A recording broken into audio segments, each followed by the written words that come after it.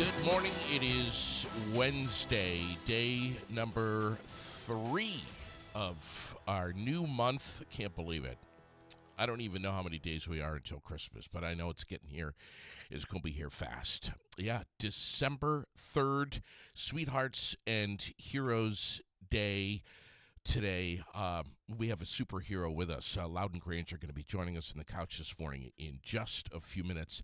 17 degrees this morning. 17, that's what I'm showing right now in Barrie. It's chilly. We got sun and clouds around 29 degrees later today. Tonight, cloudy, snow showers 22. Tomorrow, Thursday, cloudy, snow showers 28. And then Friday is going to be real frigid. Cold and 17 only for the daytime high. Look at Deb Phillips with us on a Wednesday morning over at the World newspaper. Good morning, Deb. How are you? Good morning, JD. Staying warm over there? Much better. Yeah, we're staying warm. Glad to see the sun out today. Well, it is a great day. This morning is just absolutely beautiful. The snow and the trees, just amazing. It's so picturesque out there. What can we expect in the world, which comes out today? Well, it is, and they're out there delivering it already. So as I say, the holidays are here. It's an important time to support local businesses. And in this week's World, we have a special holiday shop local section with lots of gift ideas. We have the Christmas tree page, and we have holiday craft fairs that are coming up. And we also have the money-saving coupons, and with a new coupon for a lunch special from Casa Azteca Mexican restaurant. Oh, Everybody's got to grab that one. One of That's going to be a good one. oh yeah, one of my absolute favorites right there. Can't resist. So I'll be using that 100% guaranteed. Yeah, it's going to be work out really good. Anything else So, you can think of, Deb? well, we have the Vermont Philharmonic coming up here. It's going to be at the Barrie Opera House on December 7th and on December 5th at St. Augustine's Church. That's always a wonderful thing. Handel's Messiah. And, Yeah. I mean, super, super good. I see over at St. Augustine's, and I saw it and I read it in the World. I literally read every single word in the last World that came out, that they've got caroling going on, and not only there, but a few of the churches around in Barrie and Montpelier, there's some caroling going on, and it's just so wonderful just to get together and Yeah, sing carols, the old days. definitely. And I know you've mentioned this before on your podcast. Is the Battle in Barrie is December 6th, and it's Saturday, December 6th at the Barrie Auditorium. With I think it's the MMA fighters. Should be a really good show. It is. Plus, It always is. yeah. And So thank you for mentioning that, Deb. Listen, I think you and Gary should come up and get rowdy with us. the okay, I'm not quite at the rowdy stage in my life. It's a lot of fun, though. Listen, say good morning to Gary for us and the rest of the team over at the World. You guys are such a great people. We love you so much. All right, I very appreciate it, JD. Thank you so much. You got it, Deb. And don't forget vt-world.com if you want to see the online version. Our community calendar on Wednesdays has been always brought to you by The World, Central Vermont's favorite weekly newspaper, with over 22,000 people reaching it, putting it in their hands every single week. It's Wednesday. We got Wing-a-Ding Wednesday at the VFW Post 790 tonight. 5 o'clock, Donna Thunder's going to be rocking out. Don't forget about Wellness Wednesday at the Well Space Building. Next Wednesday, that'll be the 10th of December. Thursday, tomorrow, we got the bingo at the Canadian Club. Friday night is media night at the Battle in Barrie. Meet the fighters at the weigh-ins. Get some merch. Get ready for the big fight on Saturday. It's going to be amazing. The Battle in Barrie 18. Heartless is going to be rocking out, playing. It is going to be one hell of a night, and I hope you'll be there with us. Also, Saturday, Central Vermont Christmas for Kids. The big coin drop is going to be Saturday morning, starting right around 8 o'clock or so. We got the toy drive at 5 Below for our local Toys for Tots. Up at the Berlin Mall from noon to 5, raffles and coupons and prizes. The Grinch is going to be there, I think, around 1 o'clock. Some great businesses that are locking onto that and being a huge part of it. Also, don't forget, it's Wednesday, $5 Wednesdays at the Paramount Theater right here in Barrie. All showings, all times, just $5. Skip the line, grab your tickets, fgbtheaters.com. And make sure to give them a follow on social media. They are everywhere. Sitting right next to me is one of the biggest superheroes that I've ever had on the air, and I love every single time sharing a microphone with this character. Loudon Granger's. Good morning, buddy. How are you? Good morning. I'm doing very well. Buddy, happy to see you, man. Last time you were in here, you had the sandals on. Yep. Now we've got a good 5, maybe 6 inches of snow in some areas, more than that. Do you wear that? Are you going with the sandals when you get the fresh snowfall? I traded them in for snowshoes. Wow. Yeah. It made the trek a little easier. Yeah. Even when you keep slipping and falling and pretending it's summertime and you get hurt, then you know it's time, bud. It's time. It's time. Yep. It's time to cash them in. I should have brought them down. I was actually going to bring you a pair, but Serious? yeah, why not? Little house shoes, little studio shoes. I would love that. I would love We'll have that. to get that. But you have when you're in your house. Yeah. Is that what you're wearing? No, I just go barefoot. Okay. I just let the dogs bark. You know what I mean? understand. Yeah, barefoot. I do too. Yeah. Actually, my grandfather, my dad's father, used to. I don't know if I've told you this. Maybe I don't know. Maybe I told you this last time. He used to go out in the snow barefoot to get the mail or bring like the trash out, and he swore that it was one of the things keeping him healthy. Well, there's also frostbite involved here too. Yeah, but I think in Scientifically. moderation. I think it just kind of it's like cold exposure, like Yeah. like cold therapy. I think Yes. for your feet. I think that's just kind of a different way of doing it. And That's I used so to do that. I interesting. used to go get the mail barefoot in the Really? snow. Yeah. Or just stand in the snow, walk out to the curb, grab the trash cans, bring them in, like a little mini challenge. But also, I don't know if there's any necessarily proven benefits of it. But he swore by it. He said he was convinced through all of his life experience that it kept him healthy from getting sick. Has he ever, or have you ever, done? Personal question. A naked snow angel. Okay, no, I have not. Okay. Have you? Oh yeah. Oh yeah. Okay. Sober. Belly up or Completely belly sober. down? Belly up. Okay, all right. Well, hey, you don't know. Yeah. I didn't know if you fell in there. No, I mean I probably will do one late tonight. No way. Yes. You like the cold? I for a very short period of time. Have you ever done a cold plunge or something? I have done I've done a couple. Have you, Never. buddy? Dude, I don't know about that stuff. Okay, we absolutely have to talk. You don't know about Arctic Bliss? I'm not doing that, I don't think. You need to explore this, dude. Arctic Bliss. Arjun Vandershoot is this guy from Holland. It lives right here in Vermont. He is the Iceman of New England, and he does this stuff. As a matter of fact, he sent me a text yesterday asking me if I wanted to do a waterfall plunge at Moss Glen Falls next Wednesday. What are you going to say? Are you going to do it? I'm not going to be able to do it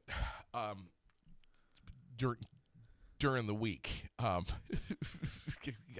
can't tell why, but I'm not going to be able to do it during the week. I can do it on a Saturday or Sunday, and I told him that. So we might be scheduling it for a weekend.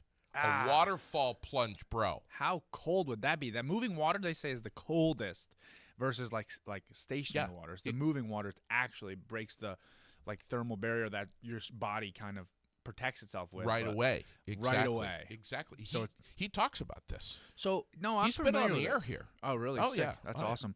I'm familiar with all that stuff, man. It's just, I don't know. the anticipation of it would kind of freak me out. And plus, when I was younger, maybe this has something to do with it. When I was younger, I traveled. I played hockey a lot of places.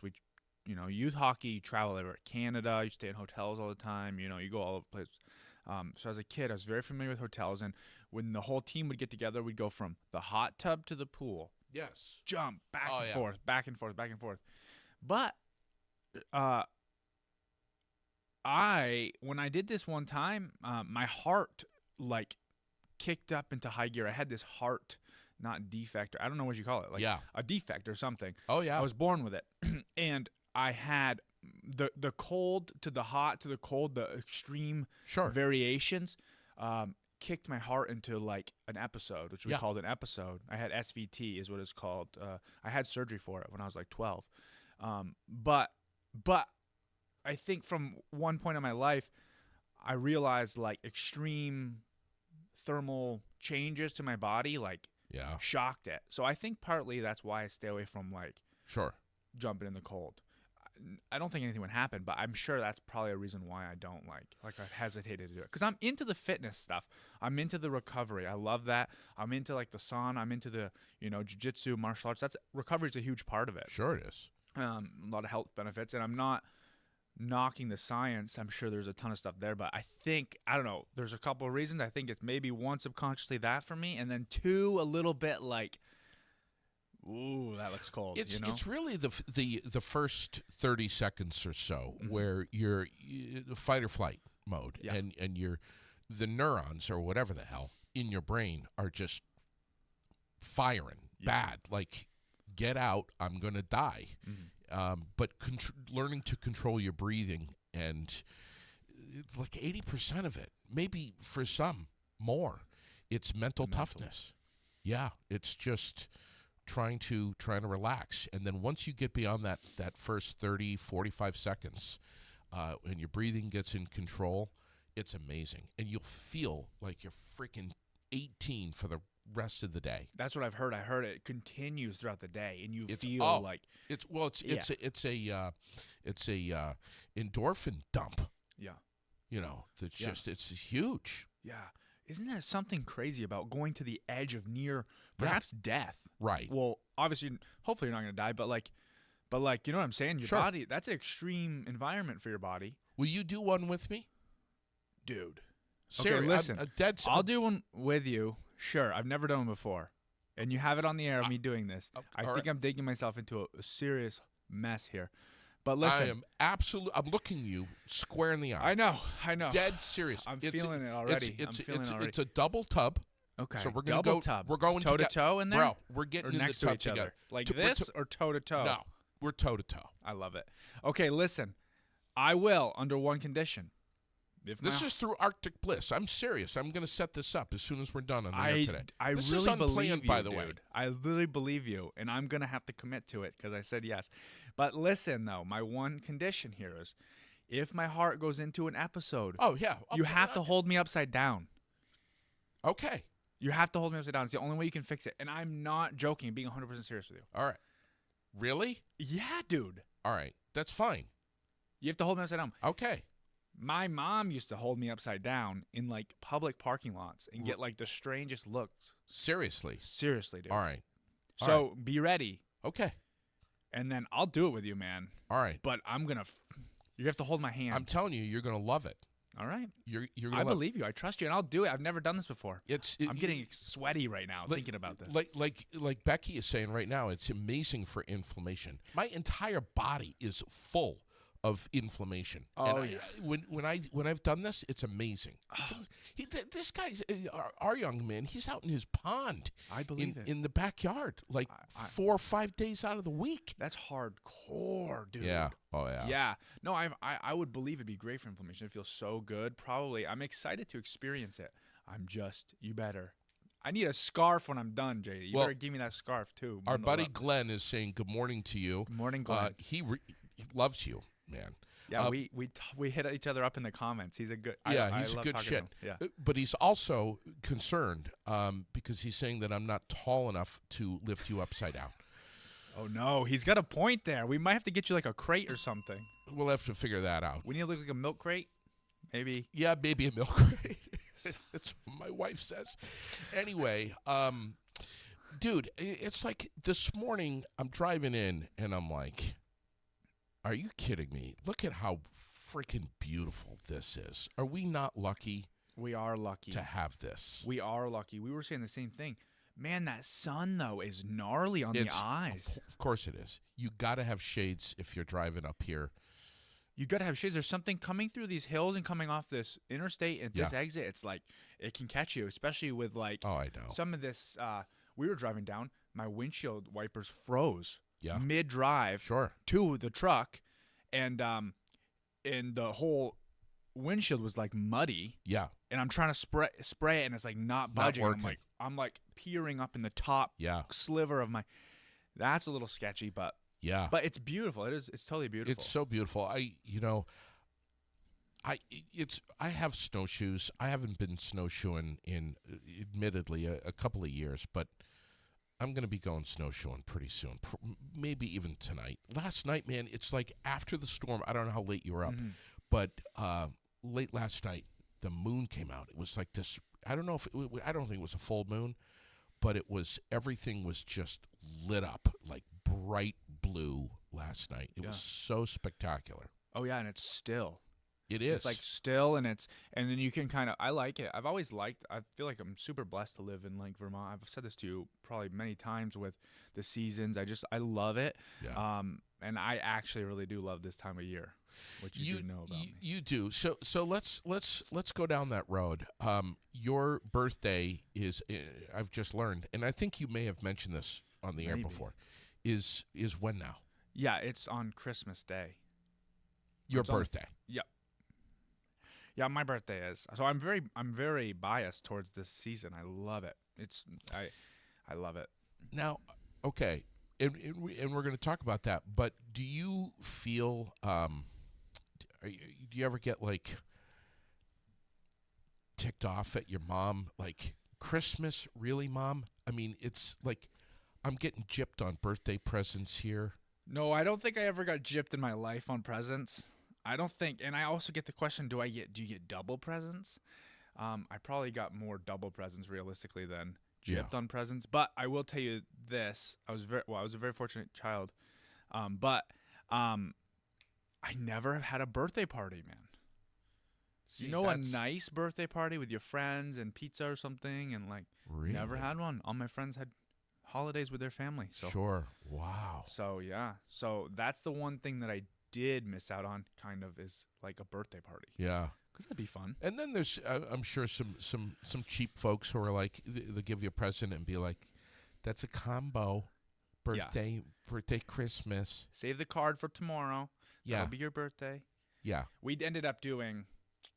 I'm kind of giving this away here. We ended up doing Christmas on Christmas Eve a lot of the times, because it was also my mother's father's birthday was also on Christmas as well. So my grandfather, his birthday was on Christmas as well. So once I became of age, a little older, we ended up doing Christmas on Christmas Eve, and then we did 2 birthdays the next day. Oh, and we got to sleep in, and that's really what we were looking forward to doing. Yeah, you know, sleeping of course, in a little bit. Of Not course. so early. You know, I was back to how beautiful this morning is. There's a song that is a country song that I absolutely cannot stand. Okay. Let's hear it. Yeah, I'm not. Copyright. Yeah, I can't. So why don't you sing it to me? Why don't you carol it to me? Travis Tritt. Okay. What's wrong with him? I love Travis Tritt. Okay. Saw him in concert.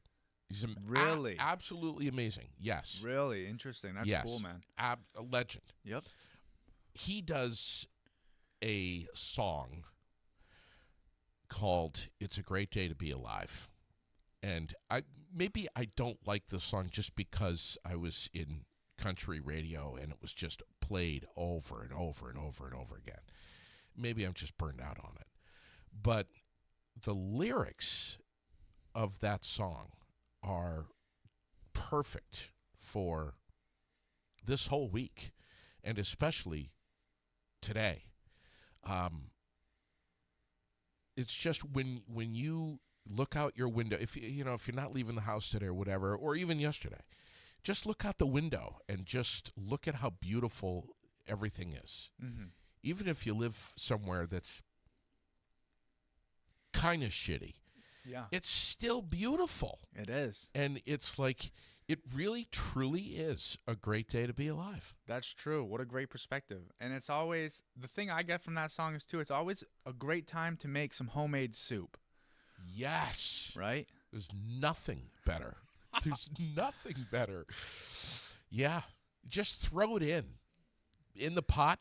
Throw in some stuff and some spices and just mix it up and chill out. You could relate to this lyric. Take your old Harley for a 3-day cruise. See? Oh, my God. I'm pulling up the lyrics right now. You know? Oh, my God. Because there's something about that, too. It's simple, and it's peaceful, and it's its own thing. Yeah. And like,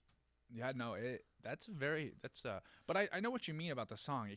I'm sure it still is, overplayed to an extent, you know, especially from what you were coming through. But I got rice cooking in the microwave. Yeah, dude. Well, you got to get yourself a rice cooker, Travis. True. Yeah.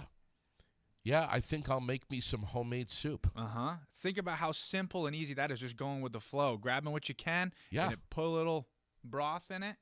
I know the sun's still shining when I close my eyes. Mm-hmm. Yeah, hard times in the neighborhood, but why can't every day be just this good? And it can, can't it? Yes, it can. Yeah. It absolutely can. And, Rick, the last time Rick was in here, Rick Yarish, Sweethearts and Heroes, that's a message that he pushes so hard, is that even when the shit is stacked up a mile high, it's still a great day to be alive. 100%. Or at least it could and should be. Yeah. And not all of us are able to see that, but especially this time of year, man, it can be rough. I mean, I just had a lady in here the other day from Washington County Mental Health who was talking about holidays and suicide during the holidays and how it's this time of year, and I was telling her, we got the Pandora playing all the time at my house. It's driving me freaking nuts. But the song, it's the most wonderful time of the year. Andy Williams. Uh-huh. Love Andy Williams. But do we have to keep playing that song over and over? But here's the thing. For many of us, it is the most wonderful time of the year. But for others, it's not. It's the worst time of the year. Come on. Because we've had something happen in our lives that we connect emotionally to the holidays. And, I mean, there's plenty. I mean, I've got a listener right now who dreads this time of year. Really? Yeah. And Yeah. you love this time of year. I do love this time of year. Yeah, I do. Yeah. Even just from the sake of aesthetics, I like it. I think it's kind of cool seeing the lights and everything. It just feels warm. Find something. Yeah. Find something that you're like, yeah, this is a rough time of year for me, but that tree is beautiful right there. Yeah, the tree is beautiful. Even like an undecorated tree covered in snow. Like, I don't know. One thing that I thought was really beautiful is I also used to snowboard a bunch, and just like cruising down a trail or like stopping and pausing. Right. Like in the middle of a trail. Like, okay, Bolton Valley. I was just telling on the way down, Bolton Valley. That's where I learned how to snowboard. Yeah. Nighttime. So like super kind of like winter nights with the lights, snow falling, landing on trees and stuff. If you just pause, it's silent out there. Oh. You stay still for a little bit. I remember a bunny like jumping across the trail. Like what's not pretty about that? That's like a moment in time that's just beautiful. And those are all around you. And I suppose they are all around you in every season. And you don't have to endure the cold. Maybe some people don't like the cold. I know my parents don't like the cold anymore. They moved out of Vermont.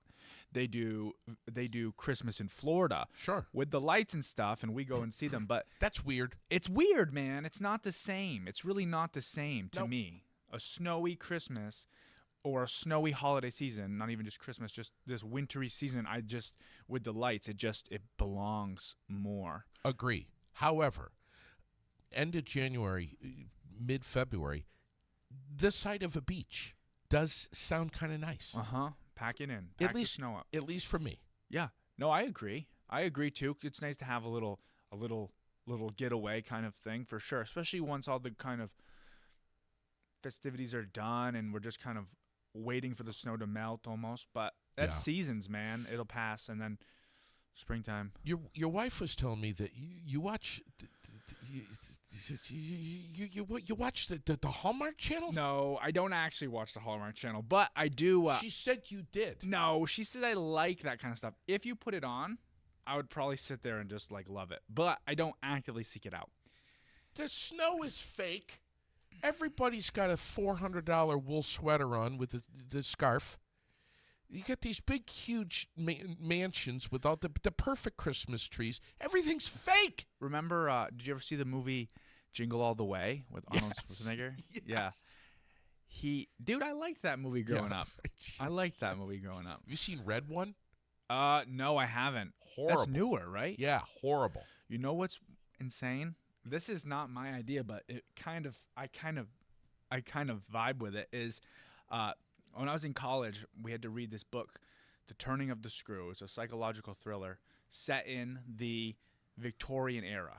I don't know if it was America or something. I don't know, whatever. But by Henry James, and he makes the case that Christmas or the holiday season, he said Christmas, was could actually be a spookier time to tell ghost stories. And he kind of uses it as like a juxtaposition, and it kind of like gathering around the fire when you're snowed in, and it's like, and this kind of like different take on it. This Stephen King-esque. Kind of, yeah, and it's kind of cool. And there's a couple, like, I think it's like The Haunting of Hill House on Netflix, or Bly Manor or something. Yes. It's basically Turning of the Screw made into a series, and it's pretty cool. And it's all set by the fire, and it's a storytelling. Wow. And they reenact, and that's kind of fun. That makes me smile as well. Like that kind of sketchiness. Yesterday, man, it's like Lily had a snow day from school, as so many kids did, and just couldn't wait for me to get home and get on all the snow gear. And getting outside and playing in the snow for the first time this winter. How was that? And we did it yesterday, and it was literally the kind of stuff that comes in through your eyeballs, goes to your brain, goes right to your heart, and then deep into your soul. It's the kind of stuff yesterday that you just never forget. Like, you could be 95 years old in a freaking nursing home, and that's the day that you'll be thinking of and remembering. Soul. Oh, yeah, that's for real. And her as well. Think about what, dude, that's just going to continue down as her kids get, you know, and that's what's beautiful about it. I love those memories. Yeah. There's something special about that. We have relatives who come up from Florida, literally just to see the snow, and they, like, love it, dude. It's just something about being there and being present with the snow and, like, playing together. Just the vision of everything, all the snow in the trees, the way the snow was falling, the temperature, and this is a big thing. I know you can relate to this. When the temperature is just at a certain level of cold, the snowflakes, whatever, crystallize or whatever the hell they do, where they're like the perfect Hallmark Channel snowflake. They're perfect, and they're coming down the way they're falling fluffy, and it was magic. It's like something out of a movie, bro. It is. It really is something. They make movies about this, don't they? Well, dude, you know Snowflake Bentley, right? He's a Vermonter.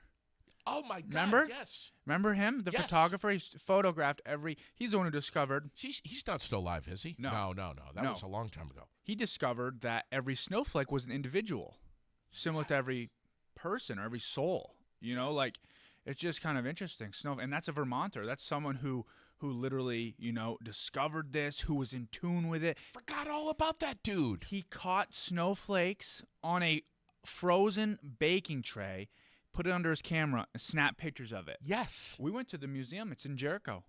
Okay. Or there is one in Jericho. I think that's where he's from, was Jericho Underhill area. All right. I saw a big thing on Snowflake Bentley up at the Fairbanks Museum. Okay. I thought he was from Jericho Underhill. No, I think you're right.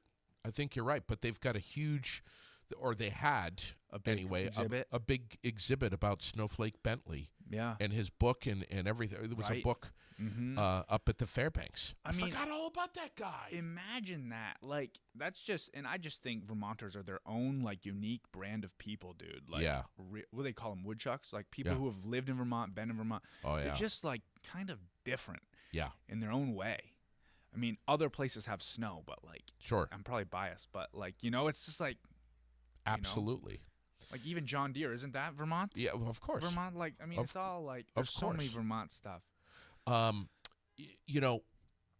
We were, of course, we went into, we're crawling around in the snow, Mm-hmm. and we started playing. We started pretending like we were two bears out in the middle of the forest who were fighting. And it got into a pretty vicious fight. Both of us got hurt at one point. Oh, no. But, the fight continued, and then there was, bears don't take snow and kick it into another bear's face, though. What do they do? Bite. Oh. But they don't, because then the snow goes down under the Right. scarf. Yeah. I don't know if you know that bears wear scarves. Right. But then it goes down, and then it starts melting, and it gets cold and damp. And then,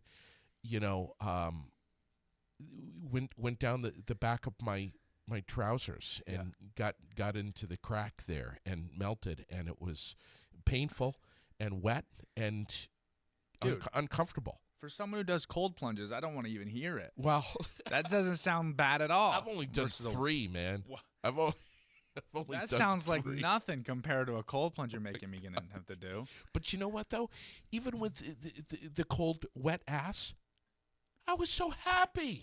Good. So happy to be out there and doing this. Yeah. And then, of course, then we went into survival mode where we had to build a snow cave Awesome. to survive. Yeah.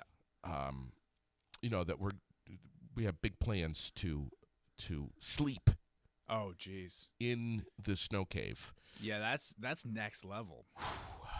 So we're going around trying to be creative and find things around the yard that we can put together that the snow will fall on and help us build the Yeah. snow cave. There you go. You But gotta it get was some- amazing, dude. Yeah. And then, it started getting like it was darker and darker and darker, and then the sky it went to like a pink, where everything was like this pink hue, kind of like what's behind you. Yeah. And then it went into like a dark blue, and we're like, it's time to go in. Went inside. Sherilyn's screaming at us about taking off, your snow boots, and you're getting snow everywhere. That's part of the experience. Part of it, man. Your wife screaming at you that you're tracking snow through the house. That's part of this whole story. It is. And then you sit down, and then when she calms down, what does she do? Brings over a couple of cups of hot cocoa. You're coming in, you're taking off all your snow clothes, and then you have a hot cup of cocoa? Yeah. There's nothing better. Nothing better. Marshmallows, whipped cream, Both. hook it up. Thank you. Delicious. Yeah, No, for real. I went through a cocoa binge last year. Bad, dude. really. Oh, yeah. All by myself. I went in deep. I got the family pack, and I wrecked it. The make your own. You went in deep on this? Yeah. The family value pack, not pre-portioned. Scoop your own. And I Oh, got crazy, dude. Scoop your own. I went hard in the cocoa. Really? Yep. Did you- Last year. You had the big Yes. 5-gallon jug? Huge. Are we talking Costco? No, I think I don't know if it was like Hannaford's or Walmart or something, Okay. but it was significant. And I would Yeah. load it up every night, stir it up thick, sludge, and I would Yeah, drink it like brownie batter, dude. It was like brownie batter, and I would drink it. Killing me. But it was delicious. I treated myself. I'm not doing that this year. Yeah. But to have the cocoa and you come in and the classics are playing on the Pandora, the Christmas tree is all lit up, all of the lights in the house are dim, and then what do? Work on a puzzle. Oh, that sounds fantastic. You want to come over sometime, dude? That sounds fantastic. We've been crushing puzzles. Abby and I we've been ripping puzzles out, man. I would love to hang out with you. I got the Fred Swan 1,000-piecer going right now. I think it might even be 1,500. That sounds like fun, man. Yes, isn't it? It's just I really actually do like that. I'm being serious. I really like doing puzzles, and we just did a puzzle with my grandma on Saturday. We hammered it out. Yeah, it's so much fun. I love that, man. Yeah, there's nothing. That's so cool. Get some fresh air coming in. Cocoa puzzles. Yeah, music. It's just everything about it. And of course the hot cocoa had to be in the Christmas mug. Mm-hmm. I took a picture of it, put it on Facebook. I'll show you. Yeah, actually, I think I liked it last night or something. Yeah, I saw something like that. Yeah, dude. What's going on with you? What's new with you and what you're doing, Sweethearts and Heroes? You guys are getting into schools everywhere. Tom and Rick, all of you guys, Brian, Joe. The list goes on. Yeah. You're all so busy, man. This time of year, you're hanging on. Yeah. It's a ride. Yeah. Everyone's boots on the ground doing, they're in schools, and even me, this is my first year being in schools with students, not with a camera, and I'm having so much fun. I've already met doing the STEP thing. The STEP program, the student-teacher empathy program that we have at Sweethearts and Heroes. This is our second year launching this, and I'm taking a group of 8th graders through it. And this has never been done before with 8th graders. It's meant to be a high school-style curriculum, but I'm getting to do it with 8th graders. And these kids have blown my mind, blown me out of the water with what they're already capable of.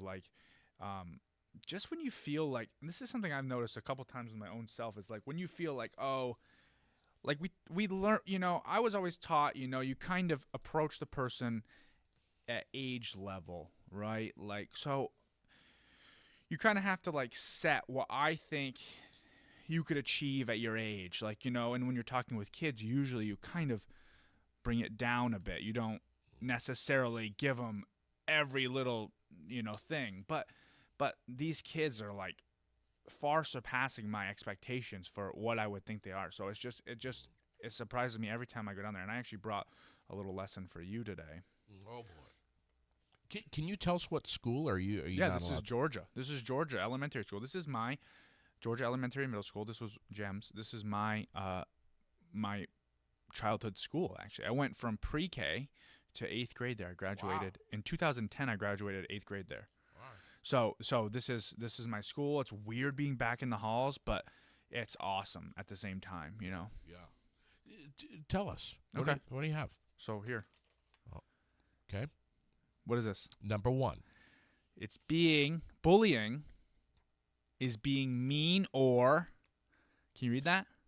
Scary. Exactly. An example of this. Do you have an example of something that's mean or scary? Yeah. Let's do something mean or scary right now. Real fear? No, just something that might be mean or scaring. I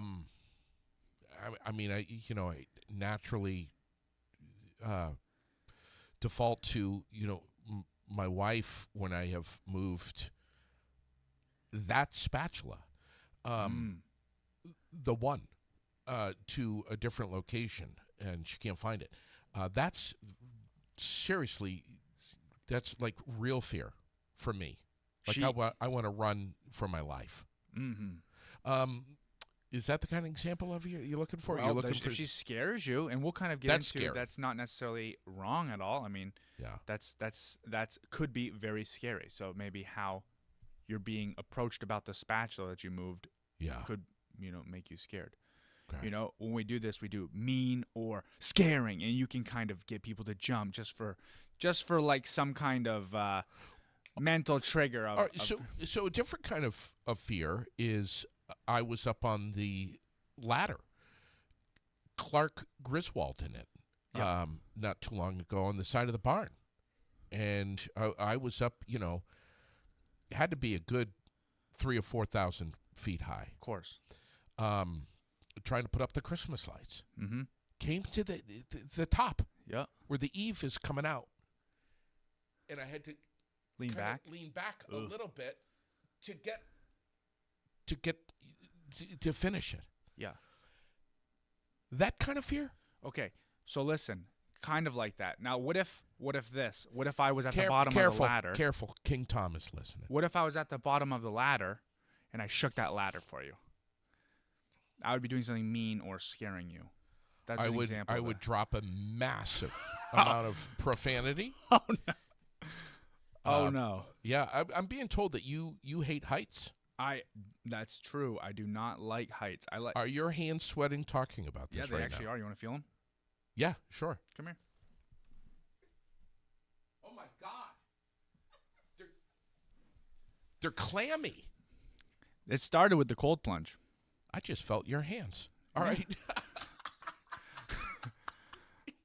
Sorry, go ahead. So that would be something that's mean or scaring. You know? Yes. That's number one. Yeah. These are the 4 things that make bullying. 2. It happens over and Over. over and over Yeah. and over and over and over. Repetitive. So do you have any? So this is an example here. So let me just pose this to you. Hi, my name's Loudon. My name's JD. Never met you before in my life. That scarf looks silly. Okay. Did I bully you? I don't look Well- at that as bullying, but are you trying to say? I am trying to say, according to number 2, I just met you. I said that scarf looks silly. Right. Suppose that wrecked your world. It's only happened once. It has not happened over and over again. So, number Yeah. 2, I have not bullied you yet. Yet. If I did it many more times, over and over and over again, something mean or scaring, Every day I wore the scarf.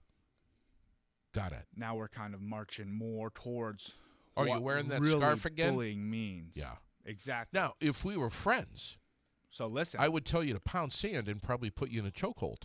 Hey, easy, dude. I could put you in a chokehold. I'm sure you could. Okay, we're getting there. 3. It makes the person feel smaller or weaker on the inside. On the inside. Okay? So it doesn't need to make you feel literally smaller or weaker, but perhaps someone you really love gave you that scarf, and every time you wear it, you feel connected with them. And when I tell you it looks stupid, Yeah. like on the inside, dude, that just destroys you. It makes you feel smaller or weaker. It makes you feel inferior. It makes you feel like really, really bad about yourself. Sure. And the craziest thing is, I would be hurt. Go ahead. Sorry. no, the craziest thing is like, well, for this example, it was the scarf, but you, in another world, might not bother you. Mhm. Maybe it's your shoes or your sandals or your anything. You Sure. know what I'm saying? Sure. So anything truly can make someone feel smaller or weaker on the inside. Of course. It could be they're really, really smart or they're really, really not smart. Especially if they've got shoes or boots on that are kind of crappy because mom and dad can't afford a new pair of shoes or boots. 100%. 100%. Or maybe this scarf that I'm wearing that you're making fun of me about, my mom hand knit for me, or my wife, which is the case here, hand knit this for me. And it took her forever to make this scarf for me. Or maybe you found it on one of the community trees where they hang mittens and scarves for the colder months. Yes. And you can't afford a scarf or to stay warm. Yes. So you have to choose that scarf. And every time someone comments on it, it reminds you of your poverty and where you come from financially in your family. Bro, you're killing me here. So anything can make someone feel smaller or weaker on the inside. And that's the third thing that makes something bullying. So all of these things must be in alliance yes. for it to actually be bullying. Repetition, how you feel, Yeah. Wow. Ready for this one? Oh no. This Oh, is God, a big you got one. another one? You got another number here? This is a big one. I'm done at 3, bud. Number 4. It happens on purpose. Oh, intention. Intention, man. Intention. Now, if I thought we were buddies and I said, hey, that scarf's stupid, thinking you knew I was joking. I'm not trying to hurt you on purpose. It was accidental. Like that's not necessarily bullying. But if I'm intentionally doing it, that's seriously bullying. That's a problem. That's me trying to hurt you. Yeah. That's on purpose, over and over again, trying to attack something that makes you feel smaller or weaker and knowingly doing it. Yeah. That's bullying, man. But if I didn't know, like let's say, you catch me walking in and I throw snow at you or something and I'm just like really like, mean to you, right? Yeah. But I'm not doing it on purpose. I'm just not very self-aware with my own actions. I don't realize how it's affecting other people. I could just be having a bad day. I could just be, I could be the one who's really not feeling good about themselves, which is really true. And there might be tension, there might be conflict between us.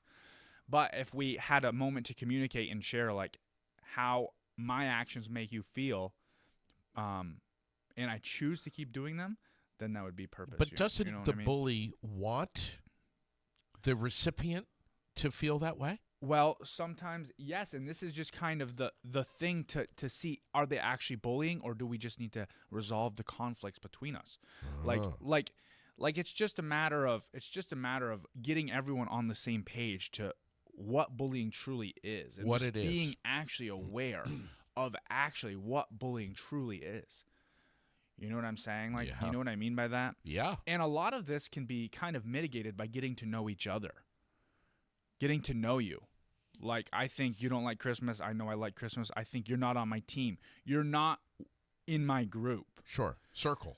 Circle. You're not part of my You're circle. not part of my crew. You're not. You totally don't like Hallmark Channel. I'm Yeah. not hanging out with you. You know what I mean? Right. But I do find that you do like the snow. Oh, I like the snow. Oh, I do find that you Commonality. you like audio, you like video, you like production stuff. Oh, wow. So maybe, by getting to know you, I wouldn't treat you poorly in the first place, or from here on out. You know what I'm saying? Kind yes. of like Yes. it's just getting everyone on the same page to what bullying truly is, and then giving them some time to actually talk. So this is kind of some of the stuff that we're doing in the STEP program. Tom with says, these kids. "What's up with your herd of kids?" Oh, which one? I don't know. My herd of kids He in the says- STEP program? He says we want to hear about his herd of kids. I don't know what that means. Do we ever really know No. what Tom Murphy What is he means? talking about? I don't know. Well, the STEP kids, Ask if he's him talking about. about the- Ask him about doing circle with his kids. Okay, so there it is. That's Oh, narrowing it down. BJJ. Yeah, Now he's saying now BJJ. we're talking. So I have been doing. I've mentioned this before. I had last time I was on the air. I have a group of kids who I teach jiu-jitsu to. I teach them to 4-year-olds to 4 to 9-year-olds, and then I have a second class, 10 to 15-year-olds. Now, 10 to 15-year-olds, that's a massive age gap in terms of development. A lot of stuff going on. A 10-year-old to a 15-year-old, radically different lives for the most part. Developmental and socially and all this stuff. Anyways, you get a kid in jiu-jitsu, which is very hands-on, very kind of rough and tumble. It's a sport. It's a combat sport. It's gentle, but it is still physical. And I have like kids who are maybe 12 years old, but pretty tall for their age. They're perceived as older. And the older kids will kind of rough them up hard to almost to like borderline, like too much, not inappropriate for the sport, but inappropriate probably for the age gap. Like a 15-year-old roughing up a 12-year-old is pretty significant. Like, Sure. So I started implementing Sweethearts and Heroes circles in with my practices. And this is a prime example of kind of changing my own perspective of like what's important and putting that first, right? We're at jiu-jitsu class. What do you think is important to learn? Self-defense. Jiu-jitsu, right? And Self-defense jiu-jitsu jiu-jitsu. itself. I've taken jiu-jitsu and I've put it on the bottom of the rung. I don't care about learning jiu-jitsu in that class. And that seems like completely backwards, right? That seems like completely backwards. Like, why would you prioritize learning jiu-jitsu the least at your jiu-jitsu class for these teenagers? Well, because I've started doing circle and I've started working on a lot of these kind of sweethearts and heroes style models of learning and empathy building, just because there was a lot of roughness, okay? So I do circle with these young students, and it's fantastic. At first, a lot of them don't share. A lot of them are kind of reserved and kind of like not used to being open or vulnerable in this setting, not used to exposing themselves, who they truly are. And I'm asking simple questions. I'm like, if you could like model your room, any kind of decorations. Like, this was around the time the Minecraft movie came out, so we were kind of like doing Minecraft things. They all like Minecraft, but they don't like sharing that they like Minecraft. It's kind of bizarre, actually. It's kind of bizarre. That's weird. It is kind of weird, huh? They all love Minecraft, but they don't want to know that. They don't want each other to know that they like Minecraft because they're kind of kiddish, you know? Sure. So, but I get it all out of them. And that's a commonality that they all have. And then they start talking about pets that they all have. And this goes on and on and on for the whole entire summer, right? And then, now we have teenagers who are relaxed, sharing some deep things with these younger kids, helping these younger kids learn their jiu-jitsu. And once again, like I haven't prioritized making jiu-jitsu like the main focus of these classes. It's been relationship building because they were rough with each other. Now they're not overly rough with each other. They are just like, they care about each other so much more, and they're helping each other learn more, which I think is the true skills that we're trying to learn. And that's what Sweethearts and Heroes work does.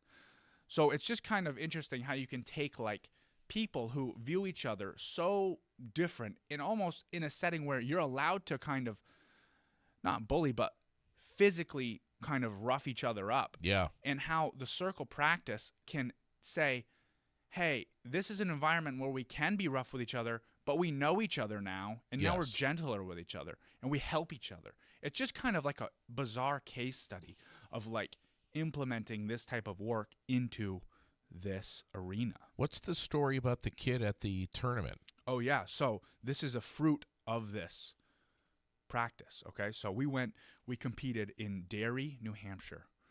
And I have this younger kid, he's 8th grade right now, who works very, very hard at jiu-jitsu and wrestling, trains year-round.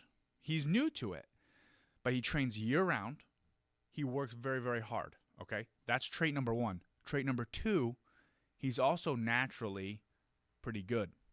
Now, I label naturally pretty good at jiu-jitsu and stuff like this as trait 2 because working hard is far superior to being naturally good at something, okay? Working hard, that takes effort. Being naturally good is a blessing, okay? So I'm just prioritizing, like I'm applauding him for being a hard worker rather than naturally taking to it. Anyways, so this kid, this individual, he can maul people, and he can do it brutally too.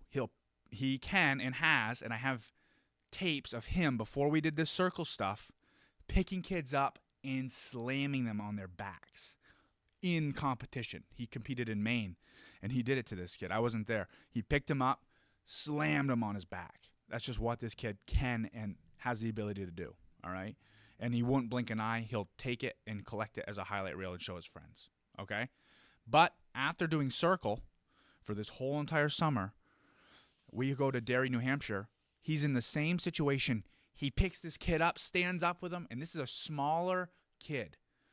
The guy he's got in the air, and he's already winning the round significantly. I'm talking like 20 points to nothing.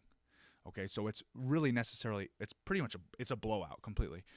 He picks him up in the air, and I'm thinking, dude, you're about to slam him down. Why are you going to do this? And he doesn't.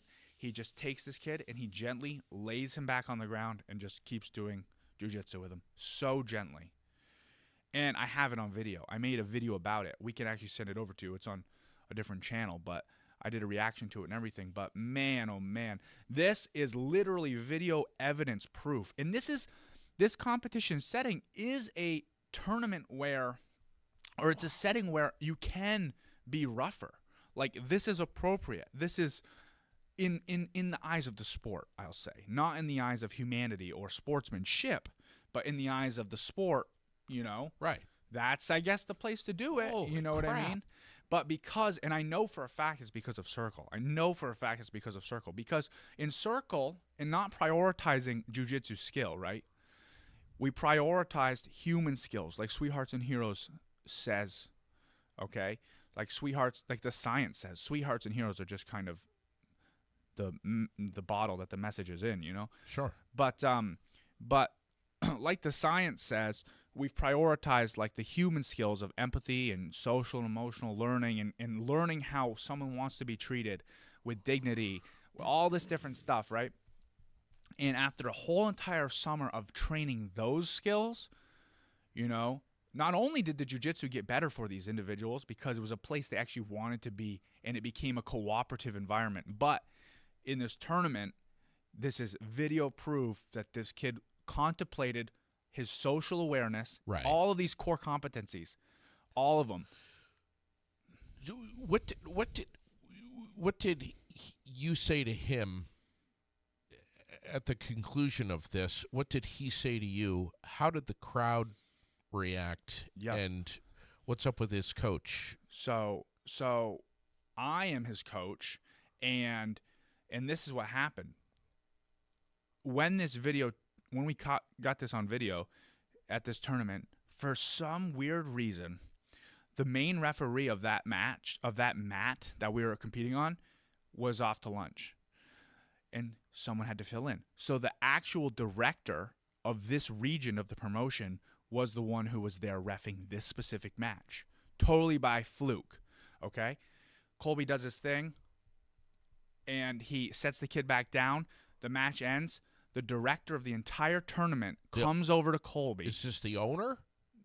He's not the owner of the tournament, but he runs the whole, I think, Northeast division of this worldwide promotion. All right.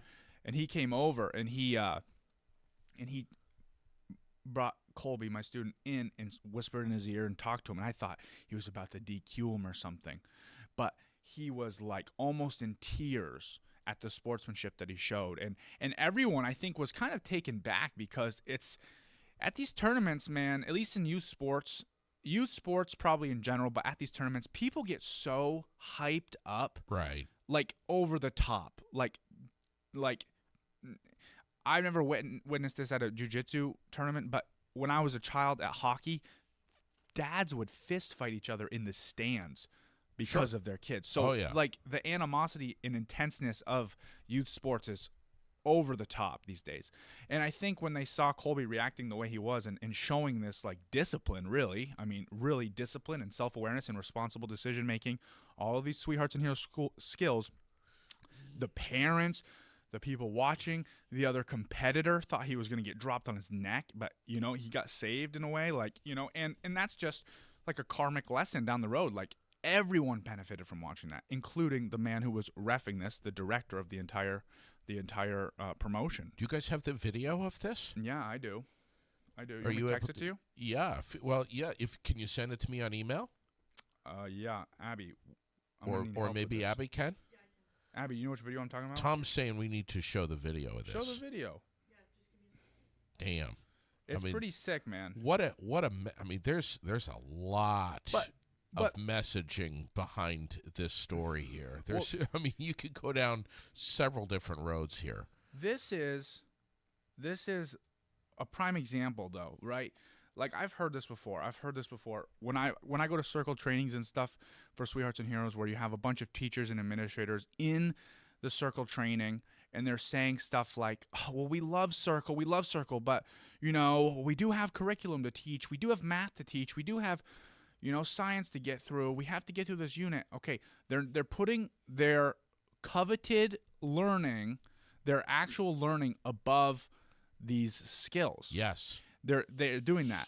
I dare them, because I did it. I rolled the dice on it, and I said, you know what?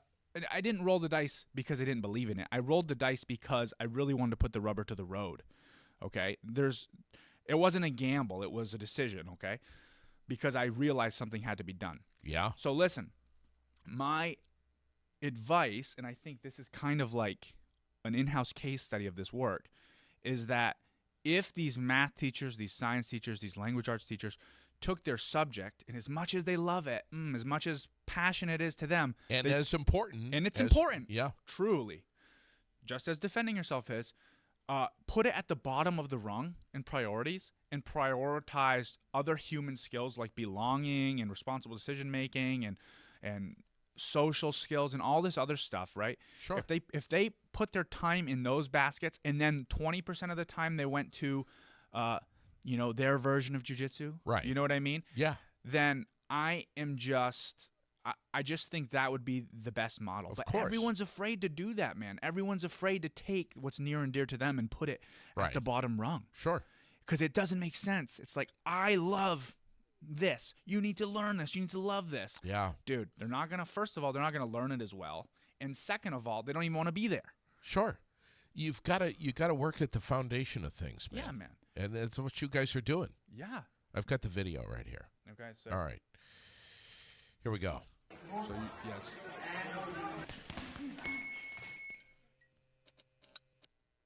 What's going on, everyone? I just wanted to take this time to do a tiny little bit of a reaction video. This is kind of commentary on not only jiu-jitsu, but also commentary on kind of sportsmanship, especially in youth sports at this local grappling industries for us over in, this was in Derry, New Hampshire a couple months ago. So here we are. This is our buddy Colby. He trains here at the club.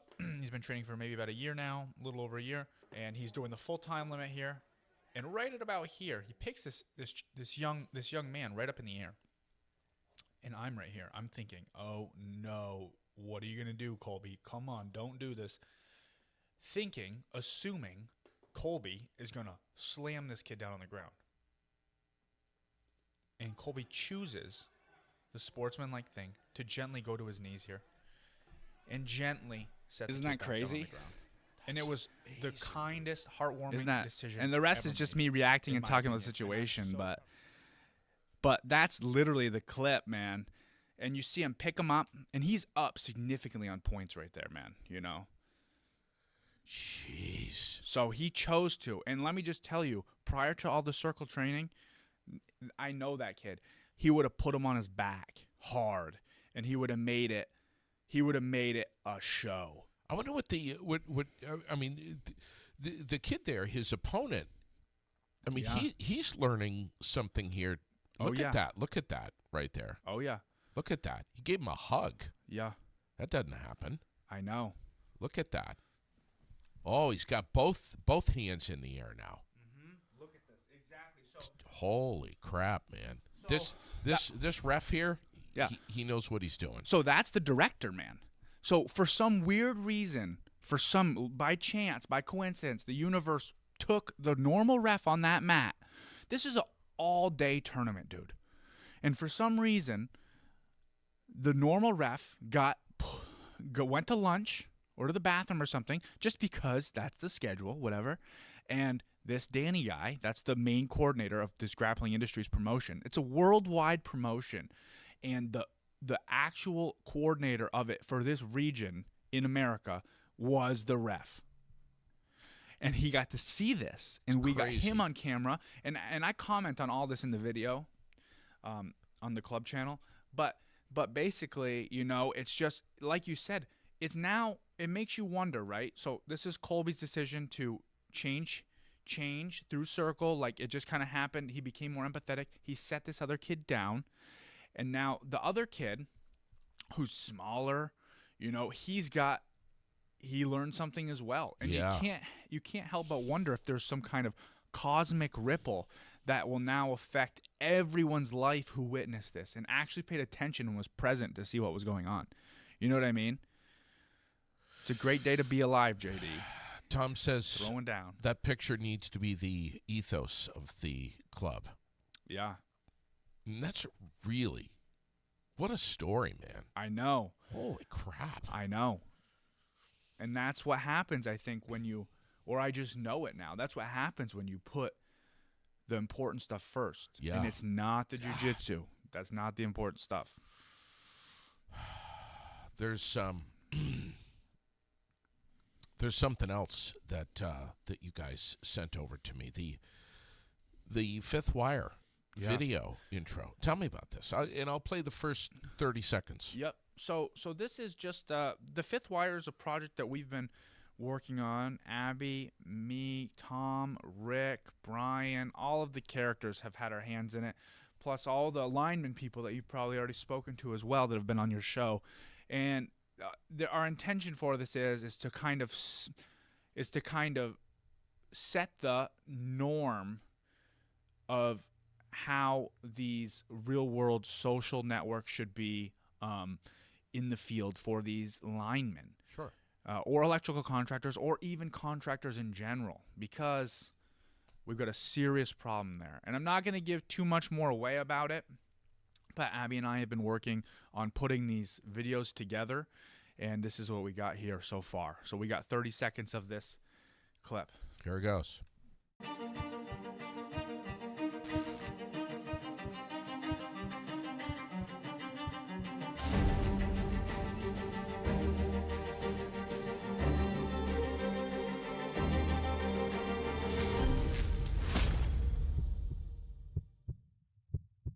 So, classic Sweethearts and Heroes.